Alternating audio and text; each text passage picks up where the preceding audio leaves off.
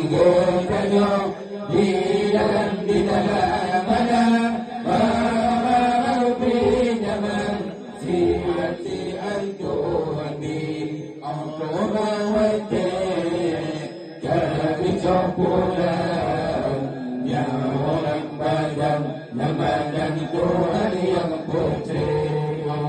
Angkora wate jadi campuran yang orang badan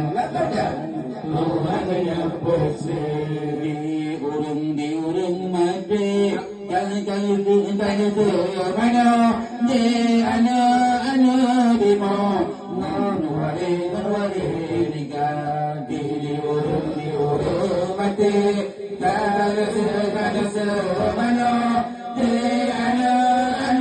di mau wari nikah karena sekali ni bahoronya merumpah demam Allah sekali di bahoronya merumpah demam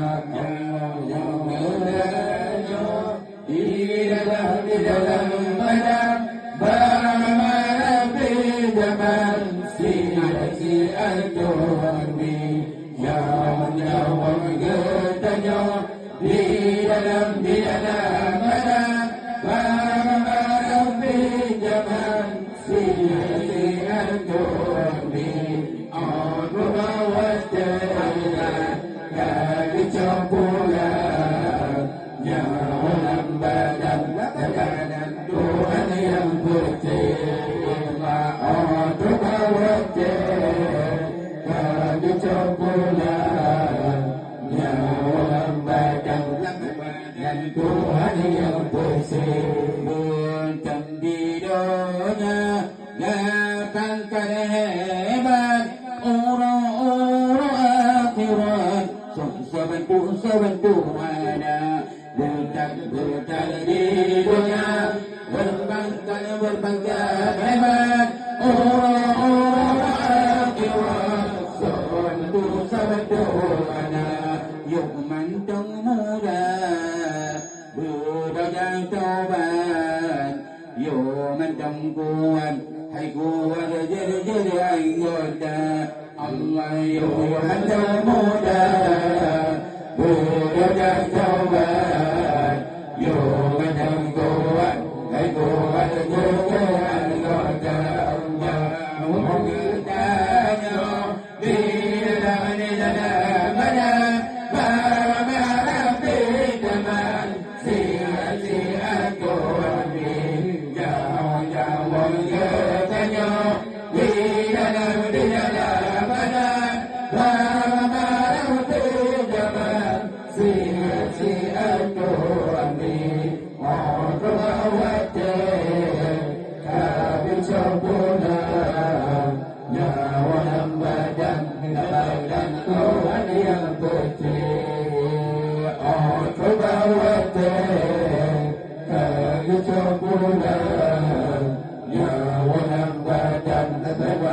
Tuhan yang pusing menyampaikan doa daripada saya giga kepada sepuluh nyon mata menyoka doa daripada